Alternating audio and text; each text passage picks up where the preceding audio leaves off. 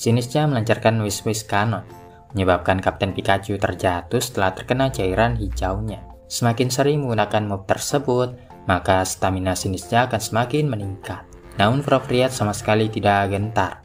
Dan setelah Kapten Pikachu menghindari serangan musuhnya, Kapten Pikachu pun menggunakan Thunder Punch untuk melumpuhkan Sinisca, memberikan kemenangan pada Fropriet.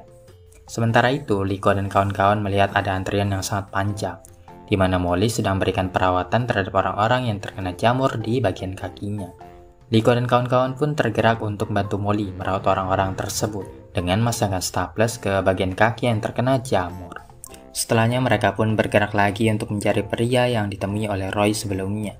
Alih-alih mereka malah melihat Oreo yang sedang memperbaiki sesuatu di depan stand. Dan nampaknya mereka harus segera pergi sebelum Oreo menyadari kehadiran mereka. Namun setelah melihat Oreo yang tidak bisa memperbaiki kompor yang rusak, Liko dan kawan-kawan pun memutuskan untuk membantunya. Penjualnya merasa sedih karena mengecewakan banyak pelanggan yang ingin makan masakannya. Roy pun memberikan ide kepada teman-temannya, yang dimana mereka bisa menggunakan kekuatan apinya untuk memasak yakisoba di kompor yang mati tadi. Namun setelah mencobanya, Roy malah membakar dirinya sendiri, sehingga Crocalor bergerak untuk menenangkannya. Oreo pun menyadari Crocalor tidak bisa mengendalikan kekuatannya, mengira Pokemon itu sedang sakit. Tapi Crocalor mengatakan dia baik-baik saja. Ternyata mengendalikan api tidak semudah yang dibayangkan oleh Roy. Setelah mendapatkan dukungan penuh dari Crocalor, Roy pun tertarik untuk mencobanya sekali lagi. Dan kali ini dengan bimbingan dari Crocalor yang mulai bernyanyi bersamanya, akhirnya Roy pun mampu menyemburkan api secara stabil. Dengan demikian, semua orang pun puas dengan makanan yang mereka dapatkan. Berterima kasih kepada Roy dan teman-temannya yang telah membantu mereka semua. Singkat cerita, pria di gazebo berhasil memperbaiki perangkat itu, yang mana Roy dan Crocalor langsung mengaktifkannya lagi, mengubah mereka menjadi normal seperti semula. Namun Liko yang penasaran ingin mencoba bertukar tubuh juga dengan Pokemonnya. Yang sayangnya perangkat itu sudah tidak berfungsi lagi, dan ketika pria itu hendak memperbaikinya, dia malah semakin merusak perangkat itu. Mencoba minta maaf kepada pemiliknya yang sampai saat ini belum diketahui siapakah orangnya. Singkat cerita, semuanya pun sangat puas dengan apa yang mereka lakukan selama festival berlangsung. Sedangkan Fropriet berjanji akan menerima tantangan apapun yang diberikan oleh gadis tersebut, yang mengatakan bahwa Briar adalah gurunya juga. Dia mengatakan gurunya itu dapat ditemukan di Shining Pond atau kolam yang bersinar. Namun untuk bisa masuk ke sana, mereka membutuhkan izin dari caretaker, yang biasanya tidak akan memberikan izin kepada orang-orang asing untuk masuk ke tempat tersebut. Tapi kenyataannya caretaker mengizinkan mereka untuk masuk, karena mereka telah menolong anaknya, salah seorang yang mengidap penyakit jamur di kakinya. Selagi gadis itu mulai terlihat kesal dan marah, Fropriet menyatakan tujuan selanjutnya adalah menuju ke Shining Pond atau kolam yang bersinar. Setelah melewati perjalanan yang cukup panjang, Liko dan kawan-kawan akhirnya tiba di Shining Pond, tempat di mana kemungkinan Briar berada. Ngomong-ngomong, Dot pun menanyakan kemana anggota Rising Voltaker yang lainnya. Fropriet pun menjelaskan bahwa teman-temannya itu sedang pelajari budaya Kitakami Hamlet bersama dengan masyarakat setempat. Pada saat itu, Murdoch sedang membuat permen bakar, yang rasanya sangat lezat dan manis, sesuai dengan penampilannya yang elegan. Oreo yang berada di dekatnya pun terheran-heran melihat Murdoch itu. Sampai dia pun menyadari bahwa siapapun yang memegang permen bakar itu terlihat sangat imun. Sementara Molly sedang menghabiskan waktu bersama dengan Pokemon Center Lady, sedang merawat orang-orang yang membutuhkan bantuan mereka. Lady memberitahukan bahwa ada sesuatu yang nyangkut di giginya setelah makan permen bakar. Seperti biasa, Landau lebih memilih menyendiri bersama dengan Pokemonnya, menikmati permen bakar yang rasanya sangat enak sekali. Ketika Liko dan teman-temannya melanjutkan perjalanan, mereka terkejut mendengar suara baskom yang jatuh dari atas langit. Begitu menengok ke atas, mereka melihat seekor Pokemon yang terbang di atas sana. Bombirdier, item dropping Pokemon, bertipe terbang dan kegelapan. Pokemon ini membungkus makanan dengan kantong di dadanya dan bawanya pulang ke sarangnya. Dia sangat suka menjatuhkan benda yang menghasilkan bunyi keras. Setelah Kapten Pikachu mengusirnya, maka Pokemon itu pun langsung pergi. Tingkating mendekati baskom besi yang dijatuhkan oleh Pokemon tersebut dan mulai menginginkan palu untuk memukul benda itu. Sampai akhirnya dia pun terjatuh dan mulai menangis. Dot lalu membalikan palu yang jatuh ke tangan Tingkating, memastikan semuanya baik-baik saja. Sementara Bombardier yang perhatikan dari kejauhan, menjadi tertarik dengan palu yang menghasilkan suara keras tersebut. Setelah melewati kawah yang menyemburkan air dari dalam tanah, mereka pun mendengar suara-suara aneh lagi. Begitu mengintip melalui celah-celah batu, dua yang lainnya menemukan Clefairy dan Jimeko, di mana mereka belum pernah bertemu dengan Pokemon itu sebelumnya. Dan Frogriet mengatakan ada beberapa aspek dari Pokemon yang hanya bisa ditemukan ketika mereka pergi ke alam liar. Menyadari akan hal ini, Dot segera mengeluarkan Rotompon untuk merekam Pokemon-Pokemon tersebut. Sedangkan di belakang mereka, ada segerombolan Pichu yang mulai mengerumuni Kapten Pikachu.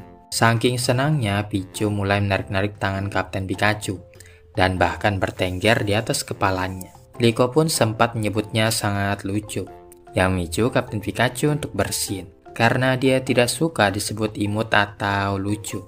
Ini adalah sesuatu yang aneh, karena Dot belum pernah mendengar ada Pikachu yang alergi terhadap kata-kata lucu dan imut. Namun yang demikian terjadi pada Kapten Pikachu. Ketika mereka sibuk memperhatikan Pokemon-Pokemon tersebut, Tingkating secara diam-diam pergi meninggalkan mereka. Tingkating pun menemukan besi lainnya yang lebih bagus, dan mulai menginginkan palu ke arah besi tersebut. Sementara Bombardier yang perhatikan dari jarak jauh, jadi tertarik dengan palu yang menghasilkan suara keras tersebut. Liko dan kawan-kawan menyadari bahwa palu yang dimiliki oleh Tingkating itu jauh lebih panjang daripada sebelumnya. Dot pun mengakui hal tersebut. Meskipun pada saat ini Tingkating tidak akan mungkin memperdulikan mereka, karena dia terlalu sibuk dengan mukul-mukulkan palu itu. Teman-temannya pun menyadari Tingkating itu sangat mirip dengan Dot, yang sangat fokus ketika sedang mengedit video. Frogriet kemudian menyarankan bagaimana kalau mereka beristirahat sebentar di tempat ini. Sementara itu, Bombardier masih terus memperhatikan Tingkating yang sibuk mainkan palu. Pokemon itu mencoba menarik perhatiannya dengan menjatuhkan balon air ke bawah. Namun Tingkating sama sekali tidak peduli dan tetap melanjutkan pekerjaannya. Hingga akhirnya Bombardier pun sadar bahwa palu yang berisik itu adalah sumber utamanya. Oleh karenanya, dia pun menjatuhkan gigi palsu ke atas kepala Tingkating. Dan ketika Tingkating lengah, Bombardier mencuri salah satu besinya, membawanya terbang menjauh. Saat Tingkating mulai kelelahan karena mengejarnya, Bombardier secara tiba-tiba menjatuhkan besi itu di belakangnya, yang menghasilkan suara yang sangat keras. Ketika Tingkating hendak mengambil besi yang jatuh tersebut, Bombardier langsung bawanya terbang lagi, seolah-olah seperti sedang permainkan Tingkating. Menyadari bahwa Pokemonnya sedang dipermainkan, Dot menyuruh Quaxwell untuk merenggut besi itu dari tangan Bombardier, mengembalikannya kepada temannya yang saat itu sedang menangis. Dot berterima kasih kepada Quaxwell. Sebelum akhirnya teman-temannya datang menghampiri untuk mengecek keadaannya. Ketika Kapten Pikachu mencoba mengusir Bombardier untuk yang kedua kalinya, tiba-tiba Pokemon itu menukik tajam ke arah mereka. Dan saat perhatian semuanya teralihkan, Bombardier yang nakal itu mencuri besi Tingkating lagi, mendorongnya untuk segera mengejar Pokemon tersebut. Liko memastikan teman-temannya dalam keadaan baik-baik saja. Namun Dot menyadari bahwa Tingkating telah menghilang. Akhirnya mereka pun mulai mencari Tingkating. Menemukan bahwa besi-besi yang dipukul oleh Tingkating juga lenyap secara misterius, membuat Dot berasumsi bahwa ini adalah ulah Bombardier yang menculik Pokemonnya. Frogriet pun menyarankan untuk berpencar ke segala arah demi mencari Tingkating yang menghilang. Di saat yang bersamaan, Tingkating masih berupaya mengejar Bombardier yang mencuri besinya, sampai-sampai dia tak sengaja menabrak Pokemon yang sedang lewat. Ketika berjalan beberapa langkah saja, Tingkating baru sadar bahwa palunya tertukar dengan batang kayu, dan segera membalikannya kepada yang punya. Namun karena hal tersebut, Tingkating jadi kehilangan jejak Bombardier. Tingkating lalu menanyakan kepada Pokemon di sekitarnya, apakah mereka pernah melihat Pokemon burung putih yang berkeliaran sambil membawa besi. Namun tak satu pun dari Pokemon tersebut yang mengetahui akan hal ini, membuat Tingkating semakin putus asa dan akhirnya terjatuh, mulai menangis lagi karena tidak dapat menemukan besinya. Sedangkan Liko dan kawan-kawan yang melakukan pencarian sampai saat ini belum juga menemukan Tingkating. Tiba-tiba telur yang ada di atas kepala Crocalor terjatuh dari tempatnya, dan Crocalor berusaha mengambilnya lagi. Kapten Pikachu mendengar suara aneh dari atas pohon, yang setelah dicek itu ternyata nyala Oricorio yang sedang bersenandung. Sementara Dot semakin mengkhawatirkan Pokemonnya, takut terjadi apa-apa dengan Tingkating yang cengeng itu. Setelah cukup puas menangis, akhirnya Tingkating pun berdiri untuk mengambil palunya dan melanjutkan pencarian besi. Dot yang mendengar suaranya segera berlari menuju ke sumbernya. Di sisi lain, Bombardier menjatuhkan besi di dekat Pokemon lainnya, yang membuat Pokemon itu terkejut, merasa sangat puas dengan apa yang dilakukannya. Tak lama kemudian, Tingkating datang. Namun sebelum dia sempat mengambil besi, Bombardier lebih dulu meraihnya dan terbang tinggi ke langit-langit. Meskipun tidak bisa menjangkaunya, Tingkating tetap berusaha untuk mengejarnya, walaupun sampai ke ujung dunia sekalipun. Singkat cerita, Tingkating pun sampai di pinggir sungai, di mana dia melihat Bombardier meletakkan besi itu di sarangnya, meninggalkannya untuk minum dulu. Ini adalah kesempatan baginya untuk mengambil besi tersebut, sehingga Tingkating pun mulai manjat ke atas sarangnya. Begitu sampai di atas sana, Tingkating menemukan ada banyak sekali barang-barang, dan berusaha mencari besi yang dia inginkan. Sampai akhirnya Dot juga tiba di tempat tersebut dan penasaran apa yang sedang dilakukan oleh Tingkating. Namun setelah melihat Bombardier yang berdiri di pinggir sungai, dia pun mulai paham. Dan saat Bombardier menyadari ada yang mencoba menyusup ke dalam sarangnya, Dot memerintahkan Quaxwell untuk menghalau pergerakannya. Ketika Tingkating sudah mendapatkan besi, dia mulai mengayunkan palunya lagi ke arah besi tersebut. Sedangkan Quaxwell masih bertarung melawan Bombardier yang menjatuhkan baskom ke atas kepalanya. Namun Quaxwell berhasil membalikkan keadaan dengan melancarkan water gun untuk menjatuhkan Pokemon tersebut. Ketika Dot mengira mereka sudah menang, secara mengejutkan Bombardier berubah bentuk menjadi terastal Pokemon. Dan Dot tak menyangka Pokemon liar bisa melakukan hal tersebut. Menyadari mereka tidak akan mampu mengalahkan terastal Pokemon itu, Dot berencana untuk mengaktifkan terastal Pokemon juga.